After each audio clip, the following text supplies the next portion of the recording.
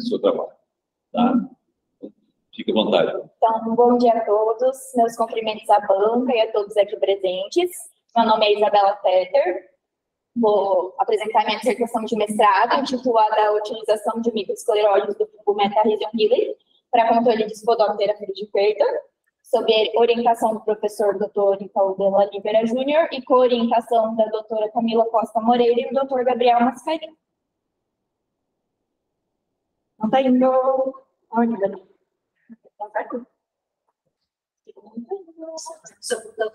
Seu?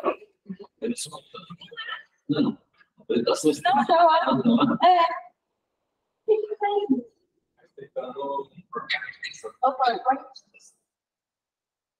Caraca.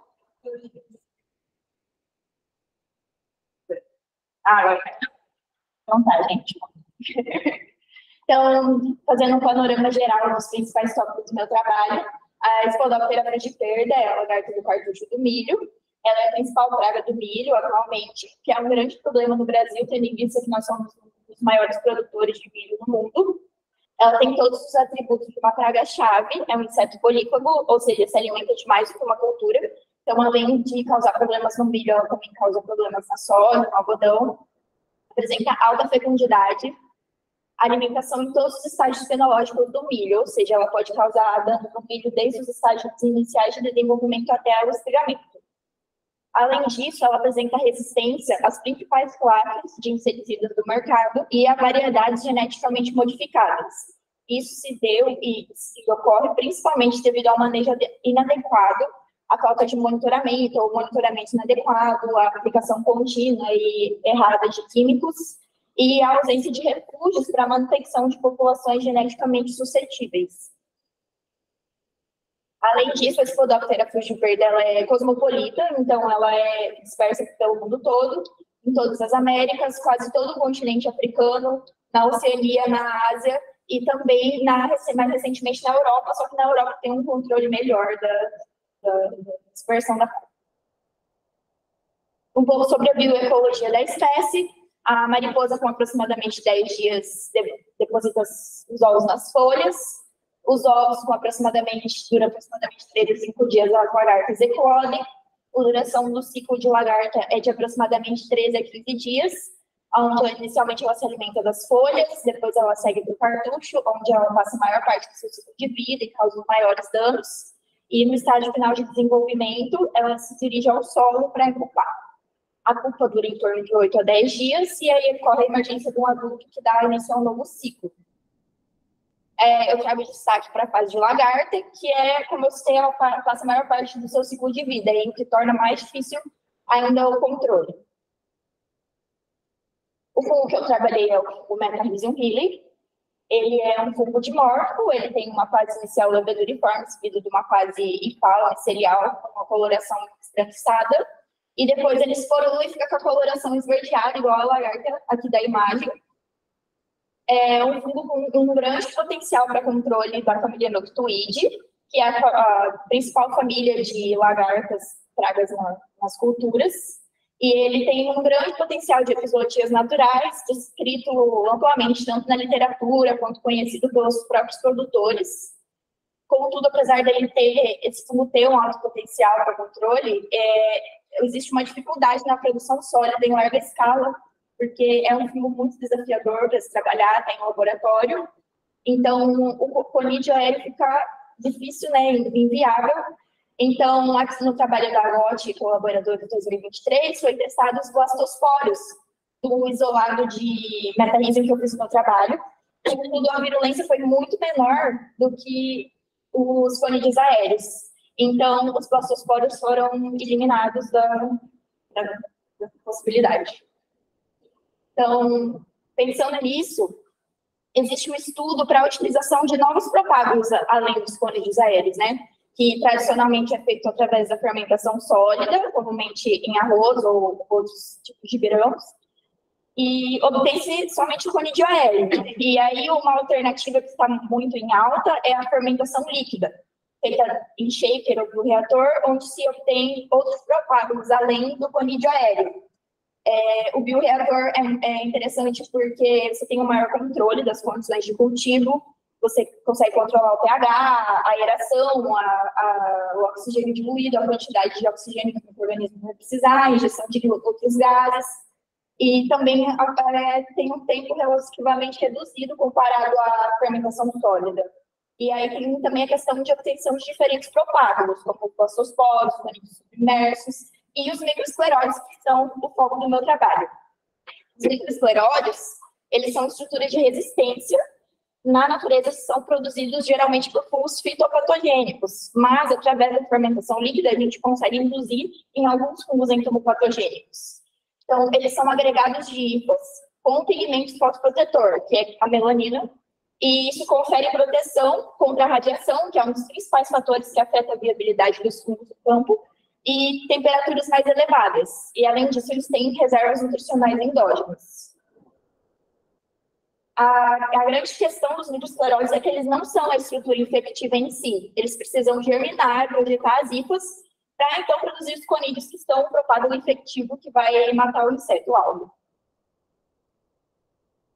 Então, quanto a essa estratégia dos microescleróides, os benefícios são a questão da fermentação líquida, que eu já citei, mais rápido que a fermentação sólida, e se tem um melhor controle das condições de cultivo, o que acaba facilitando a redução da contaminação, que para a Metarrhizium healey é uma coisa muito importante, porque ele é um fungo bem desafiador. E, naturalmente, por ser uma estrutura de resistência, o shelf life já é um pouco melhor. E os principais desafios são a questão dos microescleróides não serem os propágulos infectivos em si e necessitarem dessa condição mais favorável de umidade e temperatura para expor o ar. E também o seu tamanho, que é bem maior que o conídeo aéreo, o que dificulta as tecnologias já tradicionais que tem no mercado de formulação e aplicação, sendo necessário explorar novas tecnologias. Então, para esse estudo, eu dividi a minha dissertação em 2 capítulos. O primeiro eu vou abordar mais a questão dos meios para produção, escalonamento, formulações, germinação em diferentes substratos dos microescleróides, pensando no contexto do ciclo de vida da lagarta e a vida de prateleira. E o meu segundo capítulo, eu parti para a prova de conceito, fazendo ensaios com Spodoptera em laboratório e com Spodoptera em campos de vegetação. Então, no primeiro capítulo, produção e escalonamento de microescleróides de Metarrhizium healey e germinação em diferentes superfícies por controle da Spodoptera frugiperda. O primeiro objetivo desse capítulo foi a seleção de um meio de cultura com uma razão de carbono e nitrogênio ideal para a produção de microescleróides do isolado Exalc 5611 de Metarrhizium healey. Então, para isso, eu avaliei 4 diferentes razões de carbono e nitrogênio, 10:1, 12:1, 30:1 e 50:1, de um meio de cultura adaptado de Jackson, de 2009. Os parâmetros que eu avaliei foi a produção, ou seja, o número de microescleróides por ml, a morfologia, a biomassa seca, viabilidade dos propágulos e a produção de conídeos pelos propágulos. A morfologia, eu destaco que foi feita através da área em micrômetros quadrados dos propágulos. Na literatura, normalmente é feito o diâmetro, mas como as estruturas, na sua maioria, eram elipses, em consenso, né, com os meus orientadores e co-orientadores, a gente optou por fazer a área em micrômetros quadrados. E os frascos utilizados foram barcode flasks de 250 ml. Então, os meus resultados para esse experimento, eu observei que as razões menores de carbono e nitrogênio produziram muito mais propágulos por ml. Aqui a gente vê que as razões 10:1 e 12:1 passaram aqui de 1 × 10⁴ propágulos por ml, enquanto as razões 30:1 e 50:1 ficaram ali em torno de 10⁻. Isso vai com o oposto dos trabalhos de Jackson e Jaronsky e Mascarin e colaboradores que produziram microescleróides do gênero Metarrhizium, só que eles tiveram destaque para as razões maiores em relação à produção. E isso mostra mais uma vez a peculiaridade da espécie Metarrhizium healey. O trabalho de Song e colaboradores de 2014, eles otimizaram o meio especificamente para a produção de microescleróides do fungo Metarrhizium healey, o Amended Medium. Só que eu testei esse meio deles em laboratório e eu só obtive pellets miceliais, eu não obtive microescleróides, o que mostra que a variabilidade genética dentro dessa espécie é muito grande e precisa de um maior aprofundamento, de mapeamento genético para entender melhor essa espécie. Quanto à morfologia dos propágulos, eu observei que as razões maiores produziram propágulos muito maiores, mais disformes e com uma variação de tamanho muito maior e também mais melanizados. Como a gente pode ver aqui nesse violin plot, as razões menores, o tamanho dos propágulos está muito mais acumulado aqui numa única região, mostrando que eles são mais homogêneos. E a das razões maiores está muito mais disperso, mostrando que os tamanhos variaram muito mais. Essa questão dos propágulos, dos meios de cultura com as razões maiores serem mais melanizados, também foi observado por Jackson e Jaronski, que também produziram microesclerose do gênero Metarhizium. Isso se deve principalmente à escassez do nitrogênio, que gera um estresse oxidativo conforme vai passando o tempo de fermentação. Em relação à produção de conídeos e biomassa seca, não teve diferença na produção de conídeos entre os meios, principalmente porque aqui, apesar de produzir bem menos, os propágulos são muito maiores, e aí acaba equilibrando a quantidade de conídeos com os propágulos menores. E na biomassa seca, o meio que teve uma biomassa seca estatisticamente maior foi o meio 12:1, que foi o meio selecionado para os próximos experimentos.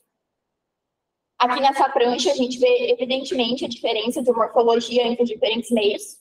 As razões menores são meios mais com tamanho, são propágulos com um tamanho bem mais parecido, mais homogêneo, e aqueles meios com uma razão maior são propágulos maiores, mais disformes, com bastante hifa, porém, consequentemente, mais melanizados.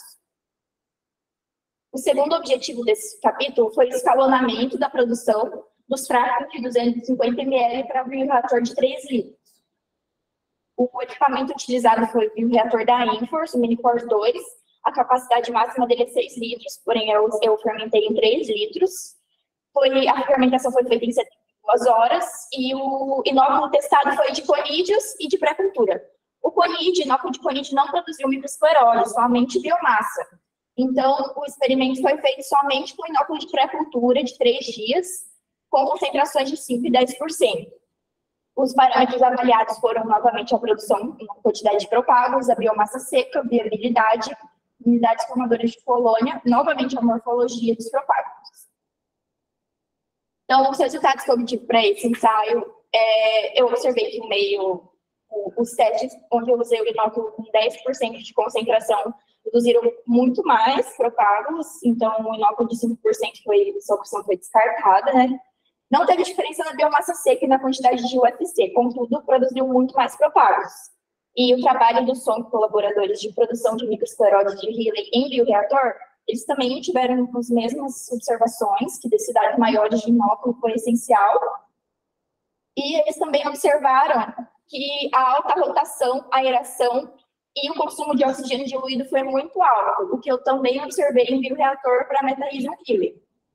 O que vai contra o trabalho de Jackson e Jaronski, que eles produziram Metarhizium bruninho, né? Então, outro gênero de Metarhizium no bioreator. Contudo, eles apontaram que a rotação e a aeração não influenciam na quantidade de propágulos. Então, aí a gente tem mais uma característica diferente do Metarhizium Healy. E quanto à morfologia, o inóculo de 5% também apresenta propágulos bem mais disformes que o de 10%. Meu próximo objetivo nesse capítulo foi avaliar diferentes formulações, com o objetivo de favorecer a germinação e a vida de prateleira. Então, para isso, eu fiz 5 formulações, padronizadas todas a 1/10⁻⁵ microesclerose por grama de formulação, e foi selecionado 4 aditivos, e o ingrediente ativo foram os microescleroses. Os aditivos escolhidos foram a diatomáceas, que é um inerte, um veículo inerte, que tem capacidade abrasiva cutícula e espécies bucais em seco.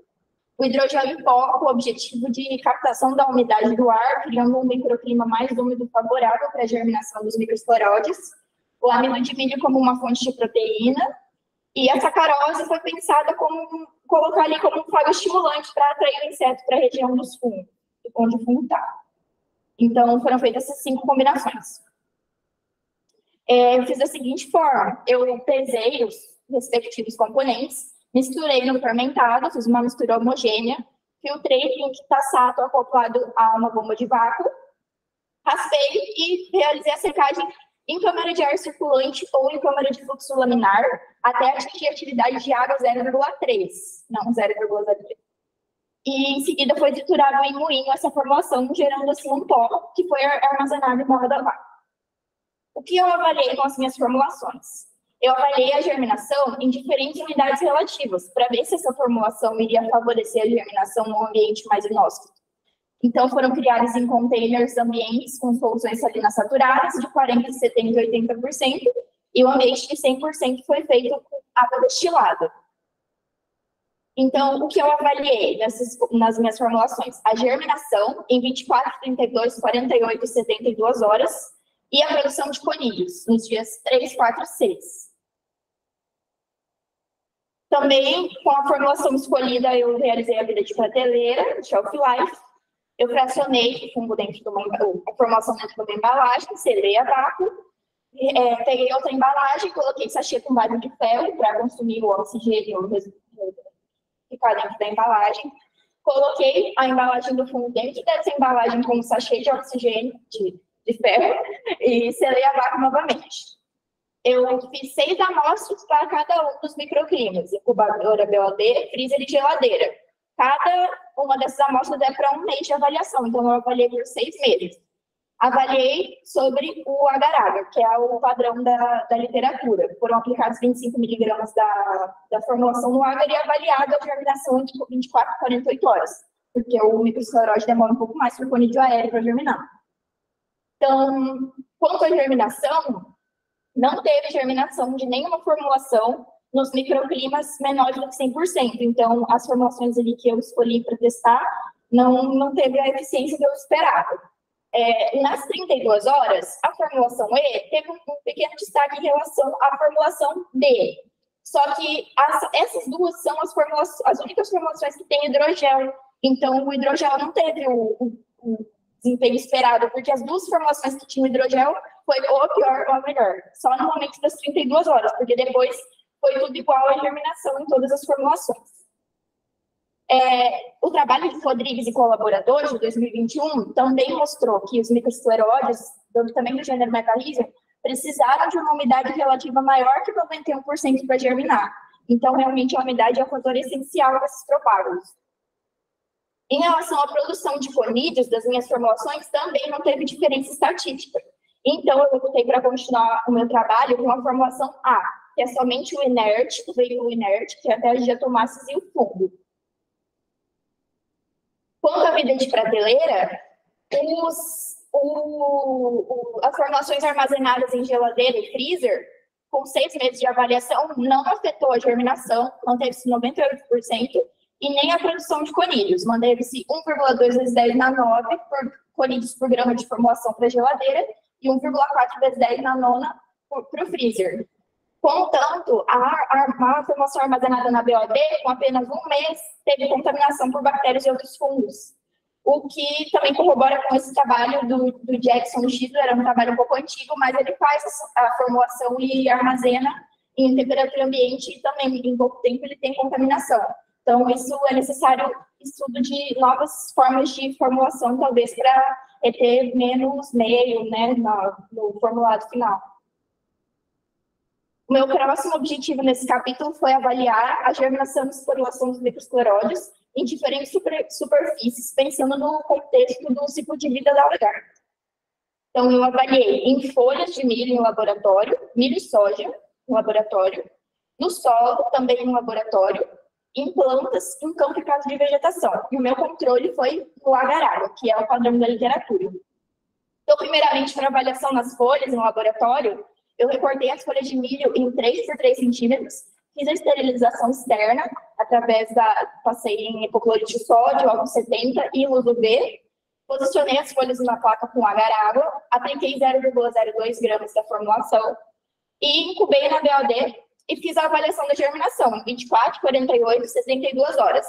A avaliação da germinação eu fiz da seguinte forma: a lupa não tinha o alcance que eu precisava, porque os propágulos são muito pequenos, então eu tive que posicionar a placa no microscópio e projetar uma lanterna em cima.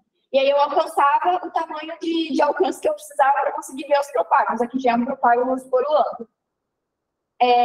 Isso eu fiz com folhas de milho, soja e o controle de foroada. Para a avaliação da germinação no solo, eu utilizei também essas plaquinhas de Petri, coloquei 10 gramas de solo com capacidade de campo a 15%, apliquei a formulação, incubei por 24, 48, 72 horas e avaliei a germinação da mesma forma, esse era o tipo de imagem que eu tinha no microscópio. Para avaliação em planta em campo em caso de vegetação, como a gente tinha medo da formulação dispersais e acabar se perdendo, eu desenvolvi isso inspirado numa clip cage, que o objetivo era reter ali a formulação, e aí eu recortei, trouxe para o laboratório e avaliei a germinação aqui da mesma forma, só que esse aqui eu avaliei apenas com 72 horas, porque com 24, 48 não tinha germinação. Então, os meus resultados. Na germinação dos microescleróides em laboratório, em folhas de soja e milho, foi observado que o desempenho dos microescleróides sobre as folhas foi muito superior do que o ano agarrado. Então, germinou muito mais rápido nos primeiros 2 dias, depois acabou igualando. Só que isso é muito interessante, porque aí acaba produzindo os conídeos efetivos mais rápido. Então, aqui nessa prancha, a gente vê evidentemente a diferença no agar, no milho e na soja, com 24 horas. Com 48, aqui no milho e na soja já está quase esporulando. E com 72, já está super esporulado. Então, foi muito melhor sobre as folhas. Quanto à produção de conídeos, também foi muito melhor sobre as folhas. Aqui a gente vê que até os 4 dias não teve diferença entre a soja e o milho, mas com 6 dias de incubação, o milho foi ainda melhor do que a soja, a esporulação. E aí eu trouxe 3 pontos da literatura. A questão de produção de voláteis pelas plantas, que esse trabalho aqui do Rompton de colaboradores 2006, a produção de voláteis da planta favoreceu um fungo entomofloralis a germinar. Então, pode ser uma questão que tenha favorecido. Outra questão é a composição química do filoplano, que pode ser ou antagonista ou pode favorecer. E tem esses 2 trabalhos aqui, do Gini e colaboradores, Corey e Exxon e colaboradores, sim, que favoreceu a composição química do filoplano. E também a textura das folhas, que pode ter favorecido a germinação e o maior desempenho dos microescleróides, segundo o trabalho de UCEP e UCEP e colaboradores. Quanto à germinação no solo, também foi um resultado muito bom. 72 horas foi uma média de 69%. E eu digo isso porque o solo utilizado não foi estéril. E na literatura é apontado que as características físico-químicas do solo não estéril, além de presença de micro-organismos antagonísticos, como o tricoderma, desfavorece a germinação e o desempenho dos fungos. Contanto, a gente teve um desempenho muito bom. E como outro trabalho do Marciano e colaboradores, com testes de metarrhizium robertsi no solo, o fungo os microescleróides demoraram 5 dias em solo não estéril para germinar, enquanto o meu isolado demorou 24 horas já estava germinando, e demorou 7 dias para esporular, enquanto o isolado que eu testei, com 3 dias já estava esporulando. Agora, partindo para campo em casa de vegetação, a germinação em casa de vegetação foi muito baixa, foi 4% com desvio de 13,2%, e em campo 18% com desvio bem maior, aqui de 15,2%. O desvio no campo variou bastante de planta para planta, dependendo da posição da planta no plantio, se era uma planta de borda ou se era uma planta que estava ali dentro do cultivo. E aí, por acaso, eu fiz um teste prévio, mas eu achei interessante colocar, em que eu avaliei a umidade dentro do cartucho antes da chuva e o mesmo cartucho logo em seguida depois da chuva. E a umidade depois da chuva aumentou para 91,9%, com um desvio de quase 4%. Então, seria o ideal fazer a aplicação desse propágulo depois da chuva, que é criar um microclima ideal para a germinação do propágulo.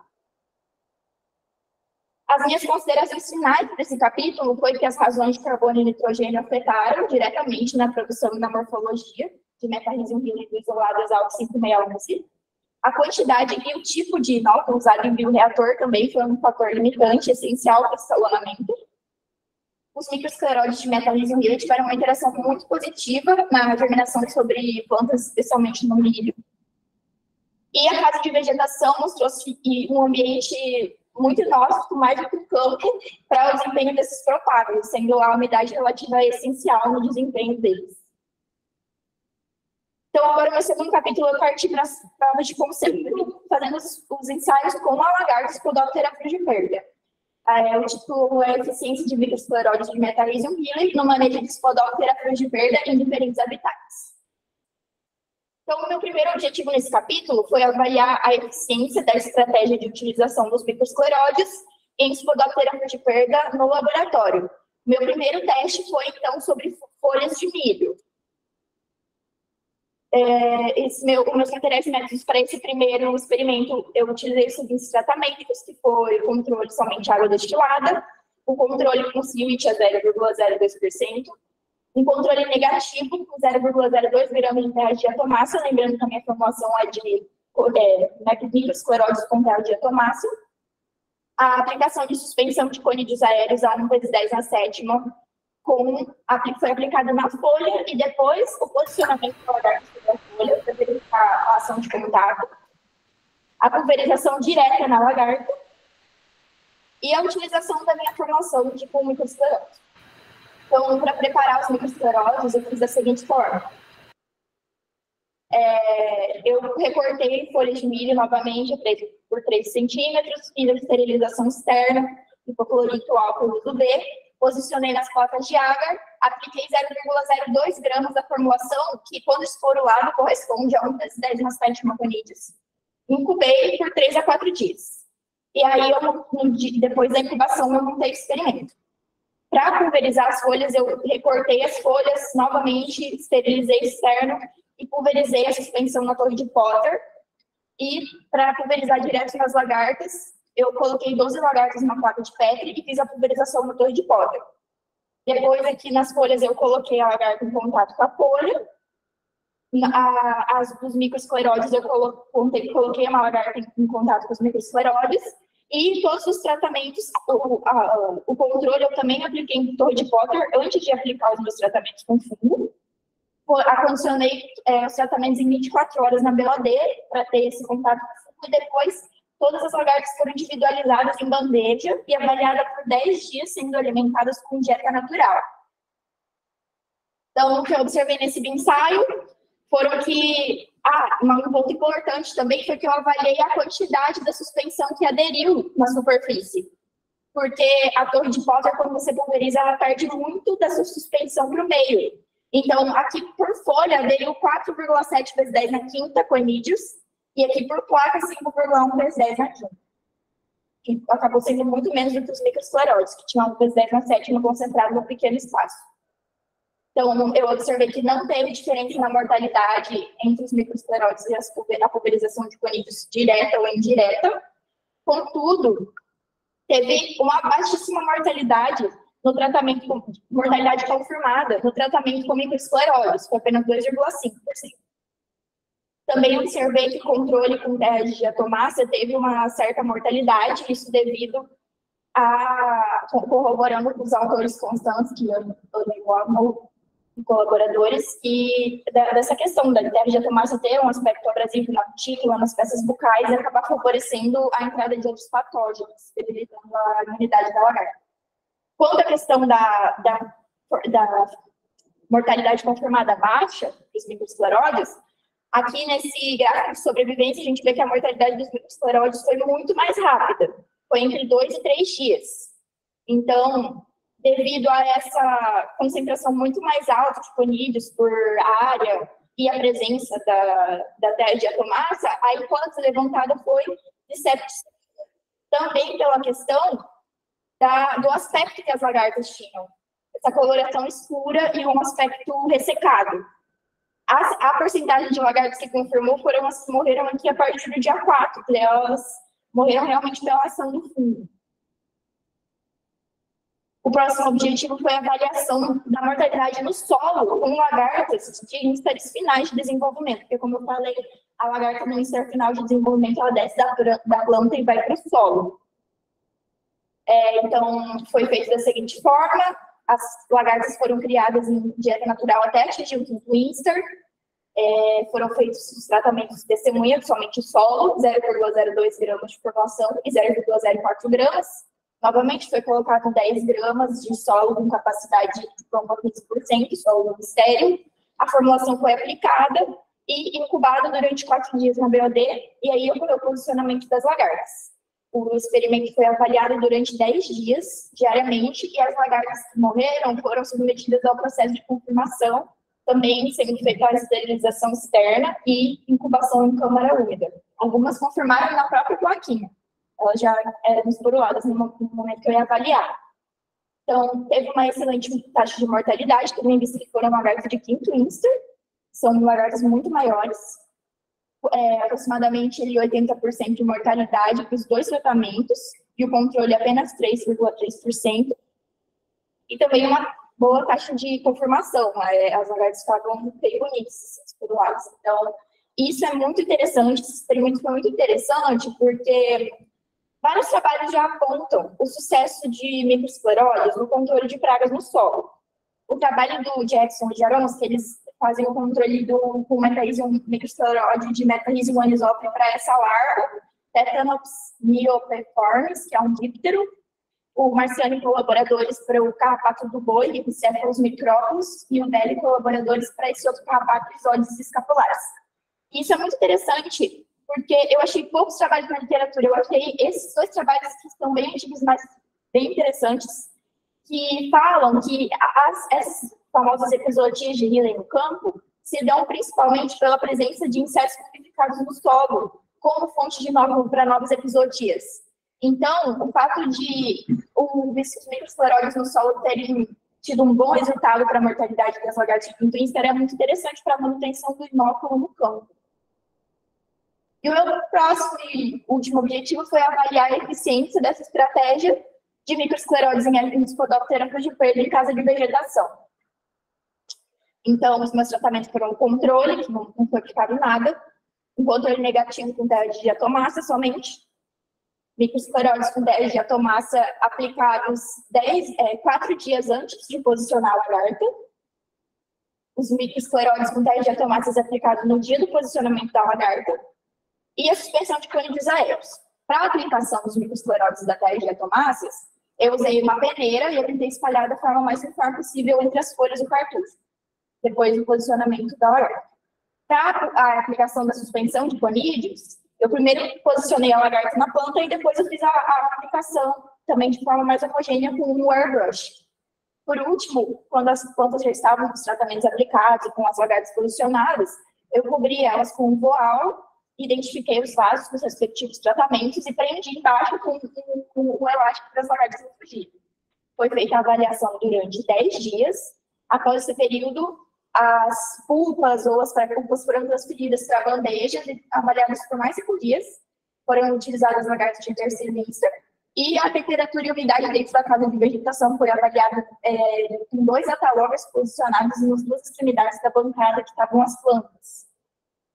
Também, no final do experimento, foi removida a parte aérea das plantas e avaliada a biomassa seca. Então, teve diferença estatística entre as repetições do experimento, e eu precisei fazer a análise estatística, então, de forma separada, de forma individual. No primeiro tratamento, então, entre os 2 experimentos, eu trago em destaque ao tratamento T3, que foi a aplicação antes dos microescleróides. Então, teve um contato por mais tempo com a planta. Na primeira repetição, teve uma sobrevivência estimada de 68,4%, então morreu pouco, né, porque teve uma sobrevivência alta. E na segunda, 82%, então morreu ainda menos. E aqui a gente tem tratamento T3, é a linha laranja.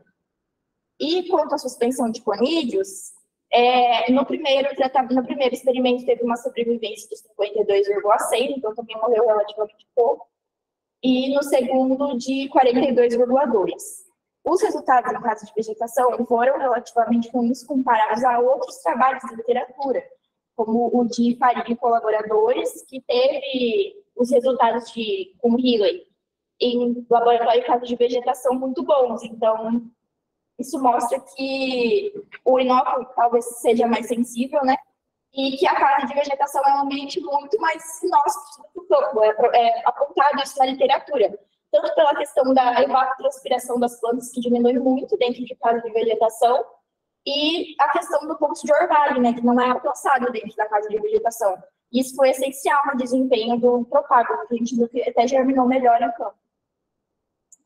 Um ponto interessante que eu achei interessante trazer foi que na segunda repetição, a biomassa seca do tratamento T3, que foi a aplicação prévia de microesporódios, teve uma diferença estatística. A gente consegue ver aqui nas imagens e o tratamento T3, as plantas ficaram mais inteiras, apesar das lagartas não terem morrido.